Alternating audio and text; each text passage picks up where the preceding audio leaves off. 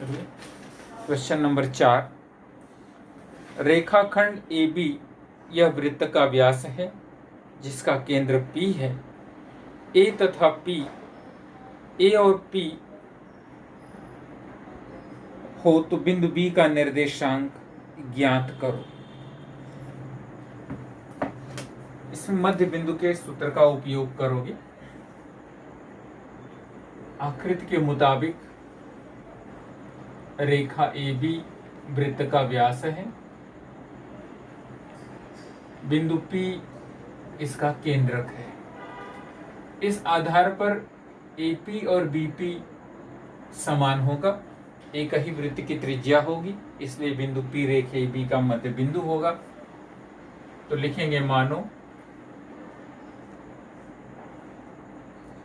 A2-3 बराबर x1 y1, B का निर्देशांक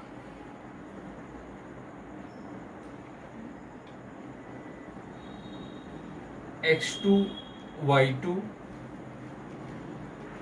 तथा C का निर्देशांक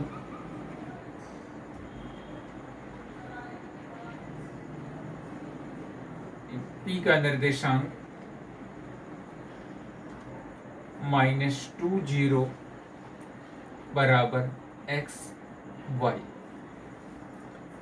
A का निर्देशांक दिया है 2 और 3, 2 और -3। P का निर्देशांक दिया है -2 0। B का निर्देशांक हम मान के चलते हैं x2 और y2, क्योंकि A के निर्देशांक को हम x1 और y1 मानेंगे, मध्य बिंदु के निर्देशांक को x और y मानेंगे। तो लिखोगे बिंदु P रेख AB का मध्य बिंदु है। रेख AB का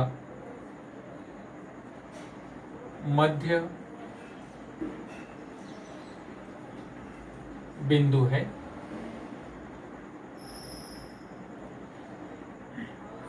मध्य बिंदु के सूत्र से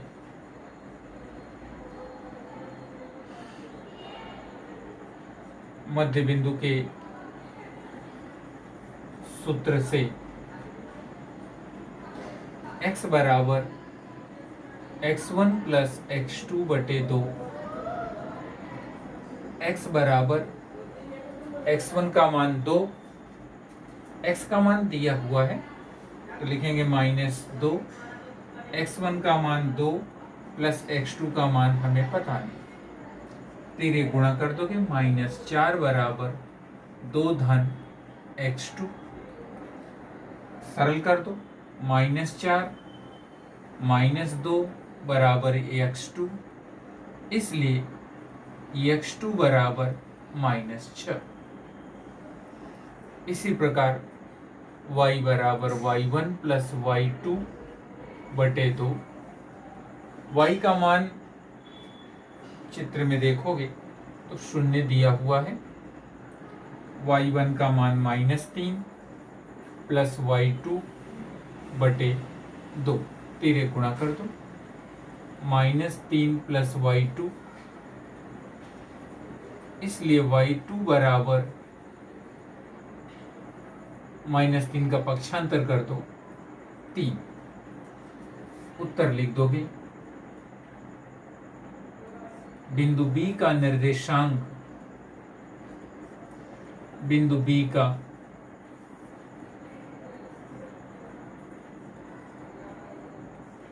निर्देशांक -6 3 है। इसके बाद क्वेश्चन नंबर 5 और क्वेश्चन नंबर 6 दोनों होमवर्क देता हूं, दोनों सेम इसी तरह के सवाल के ऊपर आधारित हैं। क्वेश्चन नंबर 7, नीचे त्रिभुज के शीर्ष बिंदु दिए गए हैं, प्रत्येक त्रिभुज के केंद्रक का निर्देशांक ज्ञात करो। किताब में केंद्रव लिखा हुआ है, उसे केंद्रक कर लोगे। तो पहले सवाल में उसे हम ए बी सी 3 नाम दे देंगे। मानो ए -7 6 x1 y1, बी 2 - 2 बराबर x2 y2, सी 8 5 बराबर x3 y3 तथा केंद्रक G का मान हम x और y ले लेते हैं। बिंदु G केंद्रक है,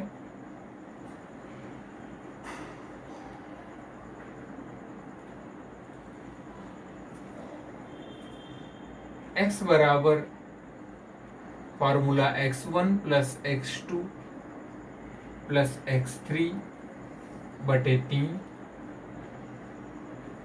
x1 x2 के निर्देशांक -7 प्लस 2 प्लस 8 बटे 3।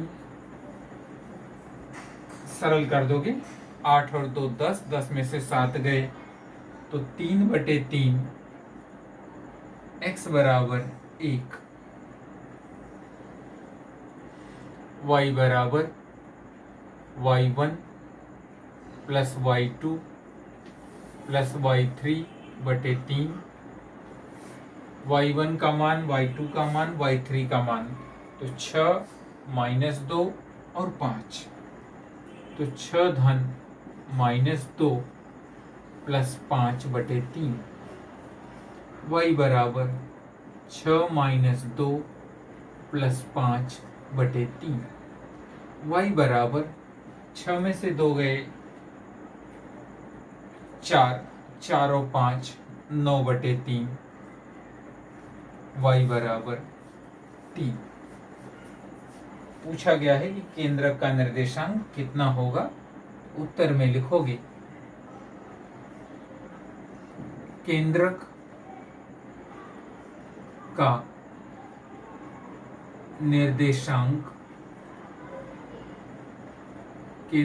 निर्देशांक 1 3 है। इसी प्रकार क्वेश्चन नंबर 7वें का दूसरा हिस्सा और 7वें का तीसरा हिस्सा गृह कार्य में करोगे। दोनों पहले सवाल की तरह दिए गए हैं। प्रश्न नंबर 8 और प्रश्न नंबर 9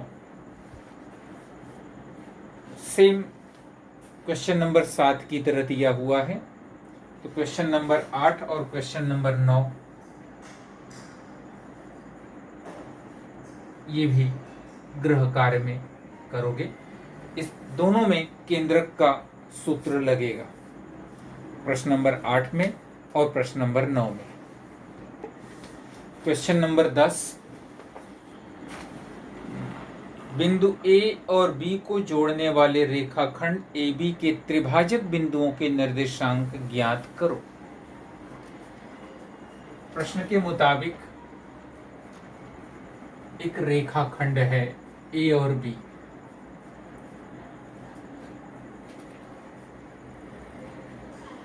A का निर्देशांक दिया है 2 और 7, B का निर्देशांक है -4 और -8। इसमें दो बिंदु हैं P और Q। त्रिभाजक यानी तीनों समान अनुपात में विभाजित करते हैं। P का निर्देशांक है x1 y1 x2 y2। तो सबसे पहले हम बिंदु P का निर्देशांक निकालेंगे। Q का निर्देशांक निकालने के लिए P और B के मध्य बिंदु का प्रयोग करेंगे। तो लिखेंगे कि मानो P x1 y1 तथा q x2 y2 त्रिभाजक बिंदुओं के निर्देशांक हैं। त्रिभाजक बिंदुओं के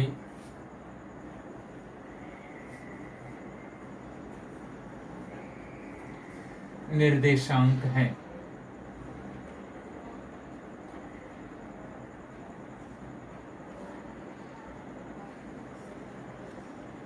चूंकि AP बराबर PQ बराबर QB है। अब इसमें हम AP और PB का अनुपात निकालेंगे। तो AP बटे PB बराबर, AP एक टुकड़ा है, PB दो टुकड़ों से बना हुआ है, PQ और QB। तो AP बटे PQ प्लस QB। ऊपर वाली लाइन में कहा गया है कि AP, PQ और QB सब समान हैं, इन दोनों के नाम बदल दो। तो AP बटे AP प्लस AP बराबर AP बटे 2AP। AP कैंसिल हो जाएगा, 1/2। इसलिए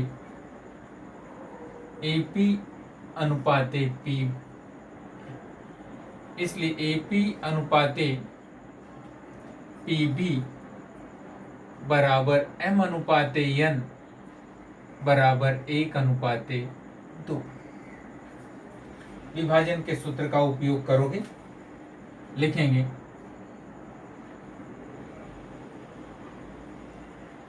विभाजन सूत्र से, फार्मूला लिखने की आवश्यकता नहीं है क्योंकि फार्मूला बदलेगा, तो डायरेक्ट उत्तर लिखोगे x1 बराबर mx2। इसे कुछ समय के लिए x1 y1 ले लो, इसे x2 y2 मान कर चलो, लिखोगे नहीं तो 1 गुणे -4 प्लस n यानी 2 गुणे x1 2 बटे 1 धन 2। तो x1 बराबर -4 प्लस 2 दूनी 4 बटे 3। x1 बराबर 0 बटे 3। x1 बराबर 0। इसी तरह हम y1 निकाल लेते हैं।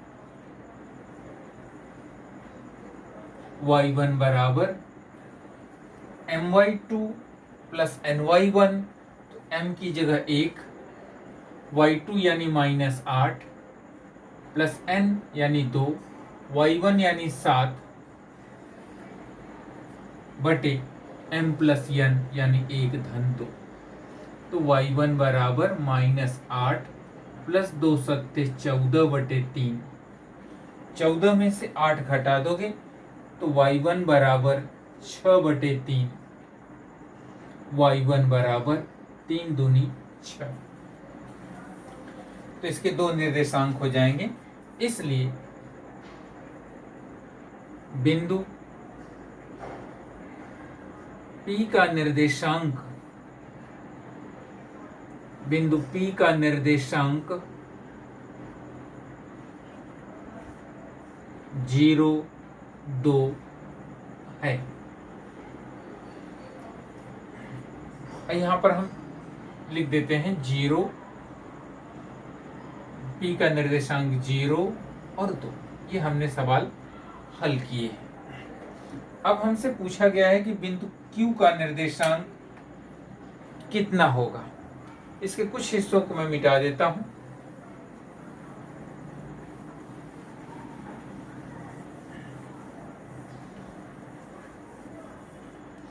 लिखोगे बिंदु Q रेख PB का मध्य बिंदु है।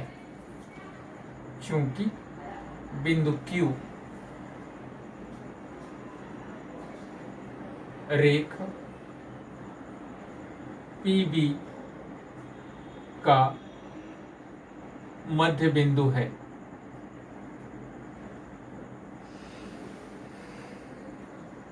मध्य बिंदु के फार्मूला का उपयोग करोगे। मध्य बिंदु के सूत्र से मध्य बिंदु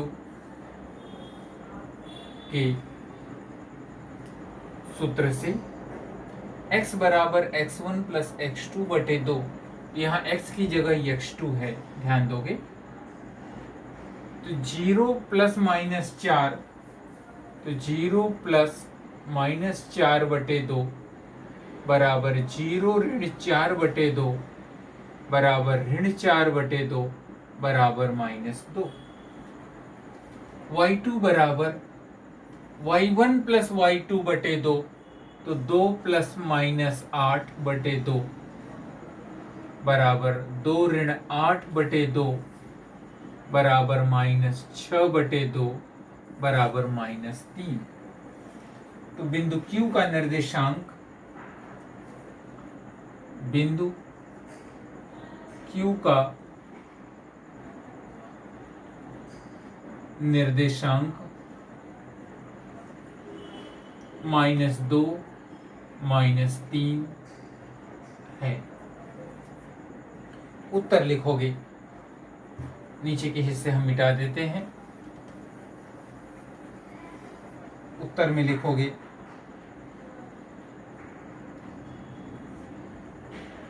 रेख AB के त्रिभाजक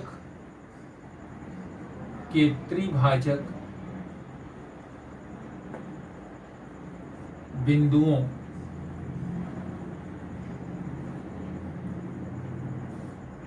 का निर्देशांक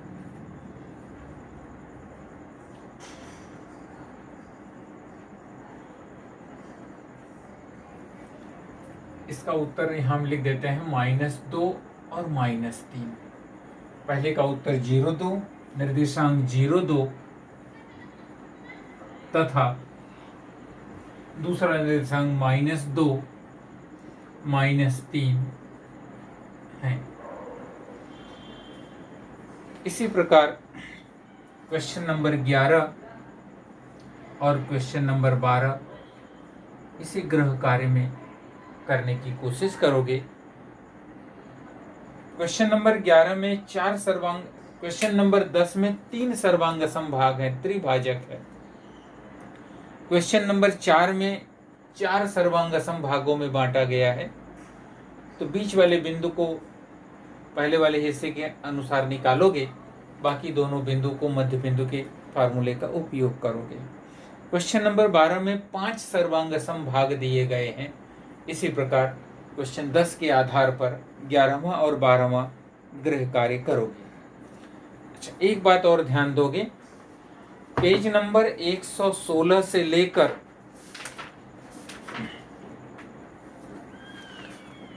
पेज नंबर,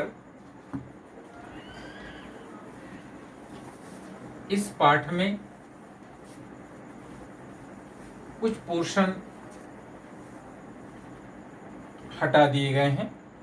पेज नंबर 116 का हिस्सा रेखा का ढाल, पेज नंबर 16 रेखा का ढाल वाला हिस्सा, पेज नंबर 117, 118, 119, 120, 121 और 122 पर 3 सवाल 6, 7, 8 ये पाठ्यक्रम से हटा दिए गए हैं। तो प्रश्न संग्रह एक्सरसाइज 5.3 यह पाठ्यक्रम में नहीं है। इस साल के परीक्षा में प्रश्न संग्रह 5.3 नहीं पूछा जाएगा।